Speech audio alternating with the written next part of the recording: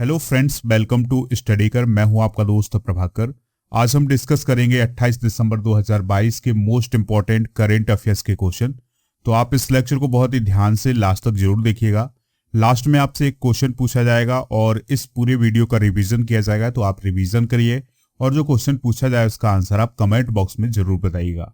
आपको daily current affairs जो है वो सुबह 6 बजे जरूर उपलब्ध होगा, तो आप हमारे साथ 6 बजे जरूर जुड़िएगा। चैनल पर नए हैं तो चैनल को सब्सक्राइब कर लें, बेल आइकन दबा लें, जिससे आपको समय पर सबसे पहले नोटिफिकेशन मिलेगा। हमारे जितने भी सोशल मीडिया प्लेटफॉर्म हैं जैसे फेसबुक, इंस्टाग्राम, ट्विटर और टेलीग्राम, इन सब पर भी आप हमें फॉलो करिएगा। सभी का लिंक डिस्क्रिप्शन बॉक्स में दिया गया है। आपके लिए एक इन्फॉर्मेशन है कि अगर आप मध्य प्रदेश पटवारी परीक्षा, एसएससी जीडी और जो भी बैंकिंग की एग्जाम है, अगर आप इनकी तैयारी कर रहे हैं तो आपको हमारे एप्लीकेशन पर इसके लिए मॉक टेस्ट उपलब्ध हैं, तो आप मॉक टेस्ट जरूर ज्वाइन करिएगा। ये मॉक टेस्ट जो है हिंदी और अंग्रेजी में होंगे।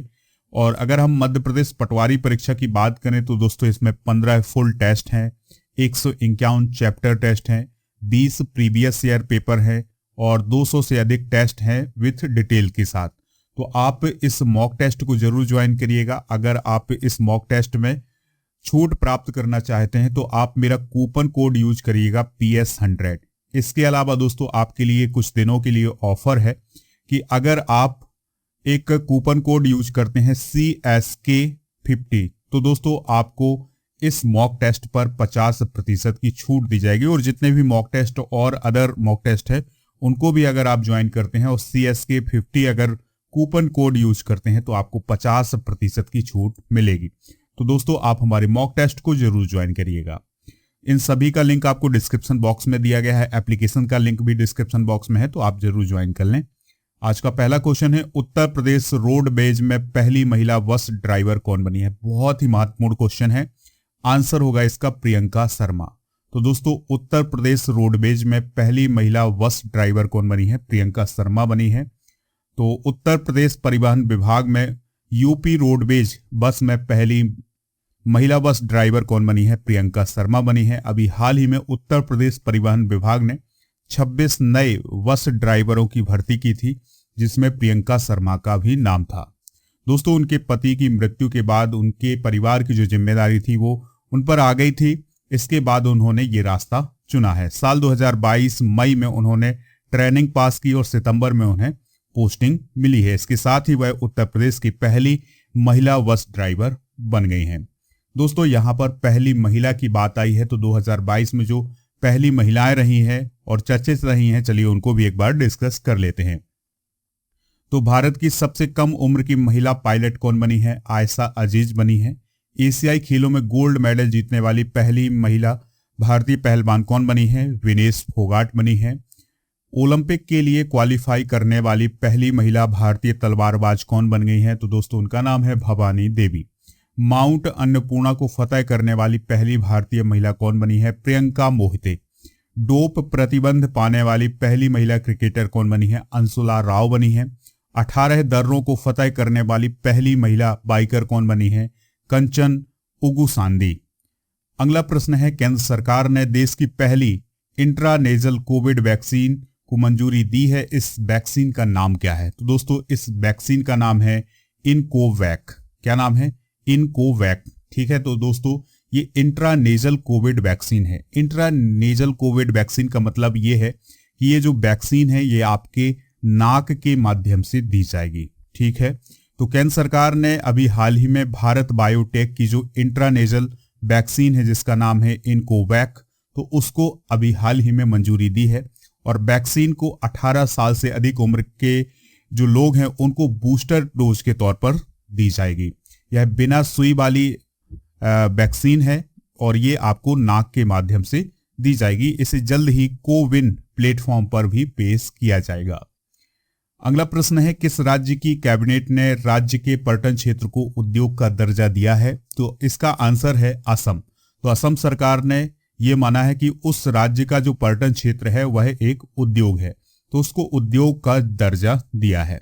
अभी हाल ही में असम सरकार की कैबिनेट की बैठक हुई थी और उसमें यह फैसला लिया गया कि जो पर्यटन है असम का वो एक उद्योग होगा। तो असम के मुख्यमंत्री के अनुसार सामाजिक और आर्थिक विकास के लिए पर्यटन क्षेत्र का विकास करना जरूरी है। ठीक है दोस्तों, और इस का उद्देश्य है पर्यटन क्षेत्र में निवेश लाना और पर्यटन क्षेत्र में नए रोजगार उत्पन्न करना। देखिए दोस्तों, असम में कौन कौन से पर्यटन स्थल हैं, चलिए उनको एक बार डिस्कस करते हैं। तो असम में है काजीरंगा राष्ट्रीय उद्यान, मानस राष्ट्रीय उद्यान, माजुली द्वीप है, कामाख्या मंदिर है, उमानंद द्वीप है। तो ये सभी जो हैं जो असम के पर्यटन स्थल हैं। असम दुनिया में चाय की उत्कृष्ट गुणवत्ता के लिए बहुत ही प्रसिद्ध है। इसके साथ ही असम रेशम की साड़ी के लिए भी प्रसिद्ध है। भारत में तेल ड्रिलिंग के क्षेत्र में असम सबसे पुराना है। असम में एक सींग वाला भारतीय गैंडा भी पाया जाता है, जिसके लिए वह फेमस है। दोस्तों, असम की राजधानी दिसपुर है। राज्यपाल जगदीश मुखी हैं और मुख्यमंत्री हैं हिमंता बिस्वा शर्मा। तो ये सभी पॉइंट जो हैं वो आप नोट जरूर करिएगा। अगला प्रश्न है, रेलवे अमृत भारत स्टेशन योजना के तहत कितने छोटे स्टेशनों का आधुनिकीकरण किया जाएगा? तो आंसर है इसका 1000। तो दोस्तों, देश में 1000 ऐसे रेलवे स्टेशन होंगे जिनका आधुनिकीकरण किया जाएगा। किस योजना के तहत? रेलवे अमृत भारत स्टेशन योजना के तहत। तो दोस्तों, रेलवे सिटी सेंटर के रूप में ये जो रेलवे स्टेशन होंगे ये विकसित किए जाएंगे और ये छोटे जो स्टेशन है उनको इसमें विकसित किया जाएगा। ठीक है दोस्तों, इस योजना का मुख्य उद्देश्य है न्यूनतम आवश्यक सुविधाओं से परे छोटे स्टेशनों पर सुविधाओं को बढ़ाने, यानी कि जो रेलवे के छोटे स्टेशन होते हैं उन पर सुविधाओं को बढ़ाने के लिए इस योजना को शुरू किया गया है और इसके अंतर्गत 1000 रेलवे स्टेशन जो हैं उनका आधुनिकीकरण किया जाएगा। रेल मंत्री कौन है? अश्विनी वैष्णव है। विनय कुमार त्रिपाठी जो हैं वो रेलवे बोर्ड के चेयरमैन हैं। अगला प्रश्न है, प्रो कबड्डी लीग 2022 के फाइनल मुकाबले में किस टीम ने पुनेरी पल्टन को हरा करके जीत हासिल की है? तो दोस्तों, प्रो कबड्डी लीग 2022 का आयोजन अभी हाल ही में हुआ है। तो पुनेरी पल्टन को हरा करके किसने जीत हासिल की है? तो जयपुर पिंक पैंथर्स ने। ठीक है, तो अभिषेक बच्चन की टीम है जयपुर पिंक पैंथर्स, तो उसने पुनेरी पल्टन को हरा करके प्रो कबड्डी लीग 2022 का खिताब अपने नाम कर लिया है। याद रखिएगा, यह इसका 9वां संस्करण था। कौन सा संस्करण था दोस्तों? 9वां संस्करण था। विजेता टीम को 3 करोड़ रुपए और उप विजेता टीम को 1.8 करोड़ रुपए प्राप्त हुए हैं। इससे पहले जयपुर पिंक पैंथर्स ने 2014 में भी जीत हासिल की थी। दोस्तों, प्रो कबड्डी लीग सीजन 2022 में जो पुरस्कार प्राप्त हुए हैं, चलिए उनको डिस्कस करते हैं। तो most valuable player of the season का अवार्ड मिला है अर्जुन देसवाल को, जो कि पिंक पैंथर्स के हैं। रेडर ऑफ द सीजन मिला है भारत को मिला है, और सीजन का डिफेंडर अंकुश को मिला है, और young player of the season मिला है नरेंद्र हुड्डा को। दोस्तों, प्रो कबड्डी लीग की शुरुआत 2014 में हुई थी। इसमें कुल 12 टीमें होती हैं और सबसे ज्यादा बार जो विजेता टीम बनी है वो बनी है पटना पायरेट्स, जिसने 3 बार यह खिताब अपने नाम किया है। अगला प्रश्न है, हाल ही में किस देश में बम चक्रवात टकराया है? तो इसका आंसर होगा अमेरिका।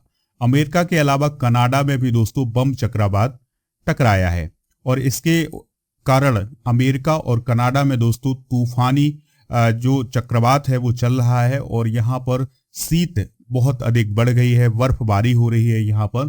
तो दोस्तों, बम चक्रवात के बारे में अगर हम बात करें तो यह एक तूफान है जो बहुत तेजी से चलता है, और ये तब उत्पन्न होते हैं जब पृथ्वी की सतह के पास की जो हवा है वो वायुमंडल में तेजी से ऊपर उठती है, जिससे 24 घंटे के भीतर बैरोमेट्रिक दबाव में अचानक 24 मिलीबार की गिरावट आ जाती है, तब ये बम चक्रवात उत्पन्न होता है। जितना दबाव कम होगा तूफान उतना ही तेज होगा। तो दोस्तों, बम चक्रवात जो है वो अमेरिका और कनाडा से टकराया है, याद रखिएगा। अगला क्वेश्चन है, भारत का पहला पूर्ण पुस्तकालय वाला निर्वाचन क्षेत्र किस राज्य में बना है? आंसर हो जाएगा इसका केरल। तो दोस्तों, निर्वाचन क्षेत्र आप समझते हैं इसमें वार्ड होते हैं, तो एक केरल में निर्वाचन क्षेत्र है जिसका नाम है धर्मदम, तो वह देश का पहला पुस्तकालय युक्त निर्वाचन क्षेत्र बन गया है। तो दोस्तों, इस निर्वाचन क्षेत्र में 138 वार्ड थे, और अब जो ये 138 वार्ड हैं, ये सभी 138 वार्ड जो हैं वो पुस्तकालय युक्त हो गए हैं। और आपको एक और पॉइंट याद रखना है कि जो धर्मदम नामक जो निर्वाचन क्षेत्र है, यह किसका निर्वाचन क्षेत्र है? तो केरल के मुख्यमंत्री पिनाराई विजयन का निर्वाचन क्षेत्र है। ठीक है दोस्तों, इससे पहले हमने न्यूज पढ़ी थी कि जो जामताड़ा है जो कि झारखंड में है, यह भारत का पहला ऐसा जिला बना है जिसके प्रत्येक गांव में एक पुस्तकालय है। तो ये प्रमुख जानकारी है दोस्तों, आप इसको नोट जरूर करिएगा। अगला प्रश्न है, आईआईटी कानपुर ने शरीर का कौन सा भाग कृत्रिम रूप से बनाया है? आंसर हो जाएगा हृदय। तो आईआईटी कानपुर के द्वारा एक बहुत ही बड़ी उपलब्धि हासिल की गई है और उसने एक कृत्रिम हृदय बनाया है। तो आईआईटी कानपुर ने एक कृत्रिम हृदय विकसित किया है, डेवलप किया है। इससे क्या होगा कि जो हृदय संबंधी समस्याएं थी उससे निजात मिलेगी और जो गंभीर बीमारियां हैं हृदय से संबंधित, उनमें कृत्रिम दिल का या कृत्रिम हृदय का उपयोग किया जा सकेगा। तो यह कृत्रिम हृदय आईआईटी कानपुर और देश भर के जो हृदय रोग विशेषज्ञ हैं उन्होंने इसको डेवलप किया है। अभी इसका परीक्षण होना है, तो जानवरों पर इसका परीक्षण फरवरी 2023 या मार्च 2023 में शुरू होगा। जानवरों पर ट्रायल सफल होने के बाद अगले 2 सालों में इंसानों में ट्रांसप्लांटेशन किया जाएगा। तो जो ये आर्टिफिशियल हार्ट है, ये दोस्तों आने वाले 3-4 सालों में बनकर तैयार हो जाएगा। इसके ट्रायल भी पूरे हो जाएंगे। दोस्तों इसमें जो उपकरण उपयोग हुए हैं, इसमें 80% उपकरण जो हैं वो स्वदेशी हैं, यानी इंडिजीनियस हैं। अगला प्रश्न है, एक तारे का नाम किसके नाम पर रखा गया है? बहुत ही इंपॉर्टेंट क्वेश्चन हो जाएगा। तो एक तारे का नाम अभी हाल ही में अटल बिहारी वाजपेयी के नाम पर रखा गया है। अटल बिहारी वाजपेयी हमारे देश के पूर्व प्रधानमंत्री हैं, तो उनके नाम पर अभी एक तारे का नाम रखा गया है। तो 25 दिसंबर को दोस्तों हमने सुशासन दिवस मनाया है। किसकी याद में मनाया है? अटल बिहारी वाजपेयी की याद में मनाया है। तो 25 दिसंबर को भारतीय जनता पार्टी और की जो औरंगाबाद इकाई है उसने भारत रत्न प्राप्तकर्ता अटल बिहारी वाजपेयी के नाम पर एक तारे का नाम रखा है। ठीक है, ये औरंगाबाद बीजेपी की यूनिट है, उसने एक तारे का नाम रखा है, क्या? अटल बिहारी वाजपेयी। ठीक है, इसका नाम पूर्व प्रधानमंत्री अटल बिहारी वाजपेयी की जयंती के अवसर पर रखा गया है। और दोस्तों जो पृथ्वी से इस तारे की जो दूरी है वो है 392.01 प्रकाश वर्ष, जो कि सूर्य के सबसे निकट का तारा है। तो दोस्तों याद रखिएगा कि अटल बिहारी वाजपेयी के नाम पर एक तारे का नाम रखा है। किसने? औरंगाबाद की भारतीय जनता पार्टी की जो यूनिट है उसने इस तारे का नाम रखा है। अगला प्रश्न है, बहुत ही इंपॉर्टेंट प्रश्न है, भारतीय राष्ट्रीय राजमार्ग प्राधिकरण के नए अध्यक्ष कौन बने हैं? तो इसका आंसर है संतोष कुमार यादव। इनकी हाल ही में नियुक्ति की गई है। तो अब संतोष कुमार यादव जो हैं वो भारतीय राष्ट्रीय राजमार्ग प्राधिकरण के नए अध्यक्ष बन गए हैं। और दोस्तों अगर हम बात करें भारतीय राष्ट्रीय राजमार्ग प्राधिकरण की, तो इसका गठन भारतीय राष्ट्रीय राजमार्ग प्राधिकरण अधिनियम 1988 के द्वारा किया गया था और यह राष्ट्रीय राजमार्गों के विकास, रखरखाव और मैनेजमेंट के लिए जिम्मेदार होता है। यह केंद्रीय सड़क परिवहन और राजमार्ग मंत्रालय के अंतर्गत आता है, जिसके मंत्री कौन है? नितिन गडकरी। दोस्तों इसका मुख्यालय नई दिल्ली में है। तो ये थे आज के महत्वपूर्ण करेंट अफेयर्स के क्वेश्चन। चलिए अब हम इनको रिवाइज कर लेते हैं, फिर आपसे एक क्वेश्चन पूछेंगे तो जिसका आंसर आप कमेंट बॉक्स में जरूर दीजिएगा। प्रो कबड्डी लीग 2022 के फाइनल मुकाबले में किस टीम ने पुनेरी पल्टन को हराकर के जीत हासिल की है? तो जयपुर पिंक पैंथर्स ने।